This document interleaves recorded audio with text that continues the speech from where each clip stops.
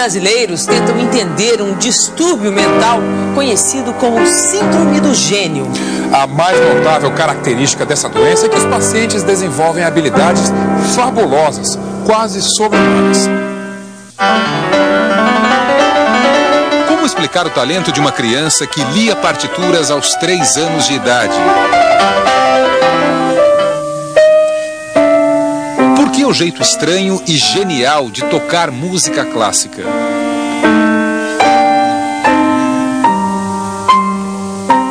O que a ciência diz da habilidade de Cleonilson? 183. 183, correto. Tá certo. Legal. No Rio Grande do Norte, ele é conhecido como o Homem Computador. 349. Como ele, um analfabeto, pode somar os dados e vencer uma máquina de calcular? 367. 367, mano. 367? É. Eu tiro o chapéu.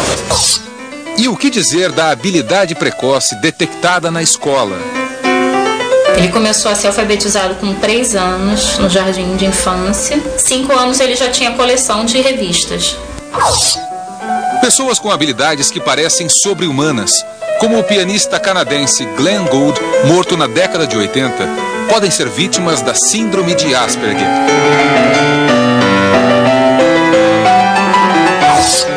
Os sinais dessa síndrome aparecem logo na infância, aos 2 anos, 3, mas muitos pais e até médicos tratam a criança como um pequeno gênio, uma inteligência rara, de memória muito acima do normal.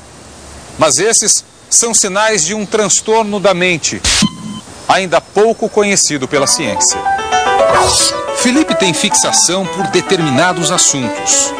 A área de interesse dele está sempre acima da idade dele. O computador, robótica, cibernética. Acorda e fala nesse assunto.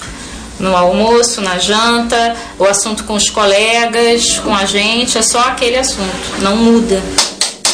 Ele pode ser muito bom em matemática, fazer cálculos rápido, ele pode ser muito bom em guardar lugares com muita facilidade, mas ele tem um prejuízo enorme de se relacionar. Ele tem um prejuízo enorme de conviver. E esse prejuízo leva ao isolamento.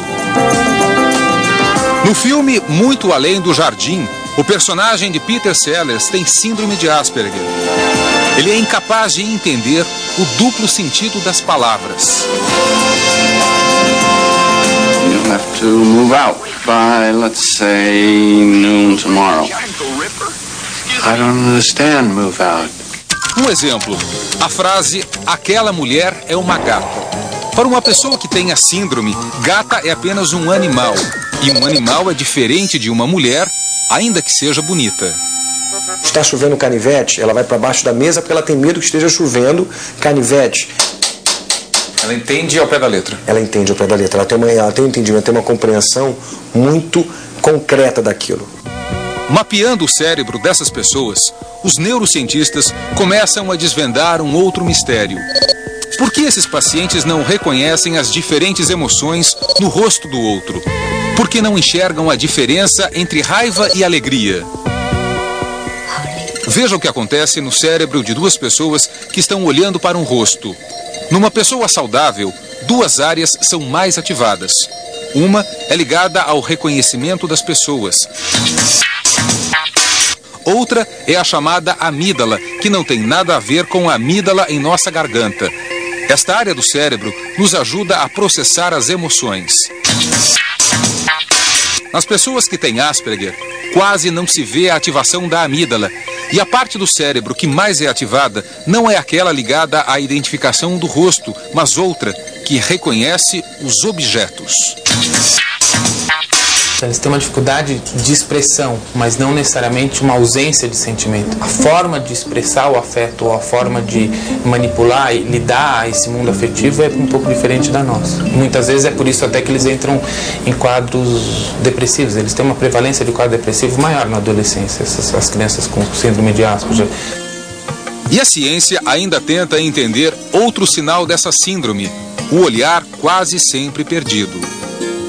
Num ambiente em que você tem um rosto na sua frente e vários objetos em volta, você biologicamente é movido para olhar nos olhos do indivíduo.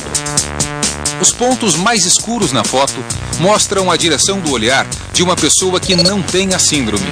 Ele se fixa entre os olhos, o nariz e a boca. Agora, o equipamento vai rastrear o olhar de pacientes com Asperger. Repare que os pontos escuros não se concentram nos olhos. Eles não têm essa atração. De modo que para eles, num ambiente cheio de estímulo, os olhos vagam meio que aleatoriamente, olhando para todos os cantos. A equipe de especialistas em transtornos da mente estuda uma forma de rastrear o olhar de crianças e até de bebês. O diagnóstico precoce é uma das coisas fundamentais. Quanto antes você consegue reconhecer, melhor é. Mas Sônia levou anos até descobrir as razões do estranho comportamento do filho. Meu filho chegou com 7 anos, então quanto tempo que eu perdi procurando, investigando, até chegar no que ele tinha. Guilherme é hoje acompanhado por uma equipe da Associação de Amigos do Autista de São Paulo. A síndrome é considerada uma forma leve de autismo, ainda sem cura, mas os pacientes podem e devem aprender as regras de convívio. E serem, eventualmente, muito competentes no que fazem. Né? Basta que eles utilizem as suas habilidades e não fiquem presos às suas dificuldades.